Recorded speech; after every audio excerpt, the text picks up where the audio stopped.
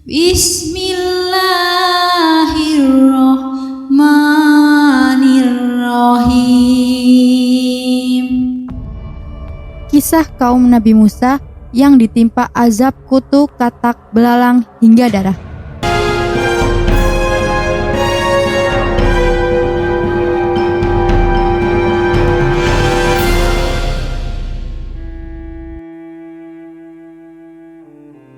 Nabi Musa alaihi wassalam merupakan salah satu nabi utusan Allah yang diberikan ujian berupa raja yang zalim dan kaumnya yang keras kepala. Enggan untuk beriman setelah beberapa kali diperlihatkan kekuasaan Allah.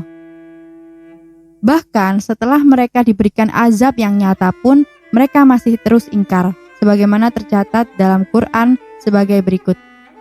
Allah berfirman, dan ketika mereka ditimpa azab yang telah diterangkan itu, mereka pun berkata, "Wahai Musa, mohonkanlah untuk kami kepada Tuhanmu sesuai dengan janjinya kepadamu. Jika engkau dapat menghilangkan azab itu dari kami, niscaya kami akan beriman kepadamu dan pasti akan kami biarkan Bani Israel pergi bersamamu. Tetapi setelah kami hilangkan azab itu dari mereka hingga batas waktu yang harus kami penuhi, ternyata mereka ingkar janji. Maka kami hukum sebagian di antara mereka, lalu kami tenggelamkan mereka di laut karena mereka telah mendustakan ayat-ayat kami dan melalaikan ayat-ayat kami." Quran Surat Al-A'raf ayat 134-136. Dikisahkan dalam kitab Kisah Para Nabi karya Imam Ibnu Katsir bahwa saat Raja Fir'aun dan kaumnya merasa sudah tertekan oleh berbagai bencana yang Allah turunkan kepada mereka, mereka pun akhirnya mendatangi Nabi Musa dan berjanji akan beriman.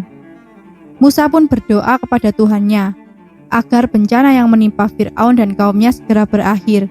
Namun mereka tak menepati dan tetap saja mempertahankan kekufuran mereka. Maka setelah itu, diutuslah belalang oleh Allah sebagai bencana bagi mereka yang memakan seluruh tanaman. Bahkan tak hanya tanaman, belalang-belalang itu juga menggerogoti paku yang terbuat dari besi yang digunakan untuk memperkuat bangunan, sehingga rumah-rumah mereka menjadi roboh.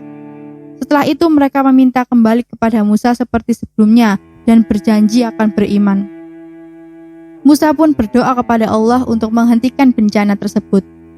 Lalu setelah Allah kabulkan, mereka masih saja tidak menepati janji untuk segera beriman kepada Allah. Saat itu pula Allah menurunkan kutu-kutu sebagai bencana bagi mereka.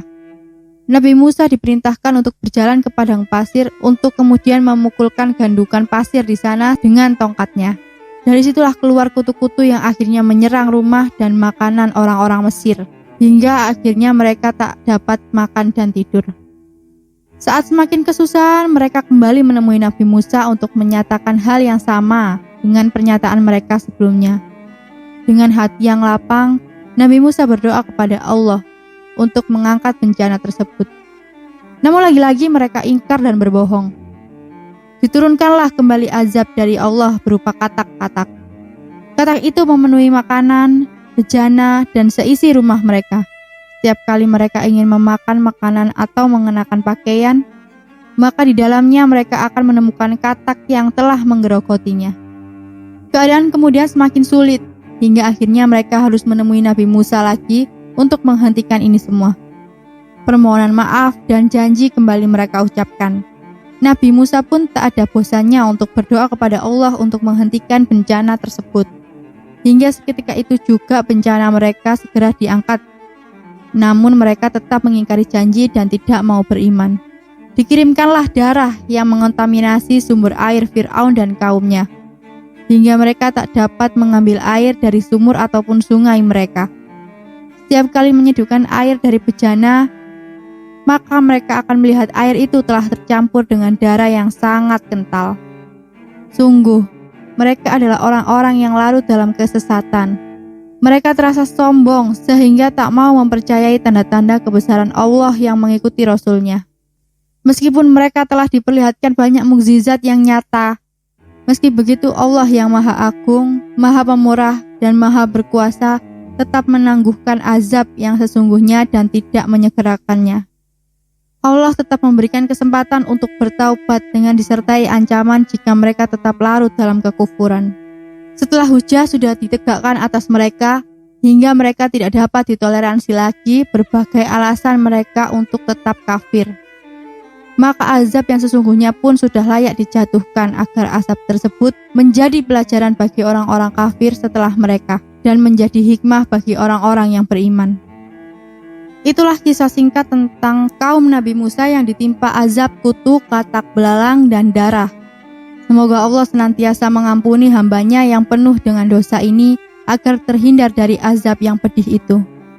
Terima kasih sudah menonton video ini. Banyak sekali sikap tauladan yang dapat diambil dari cerita itu. Semoga kalian suka video ini dan berkomentar jika ingin dibawakan cerita apa selanjutnya. Jumpa lagi. Wassalamualaikum warahmatullahi wabarakatuh.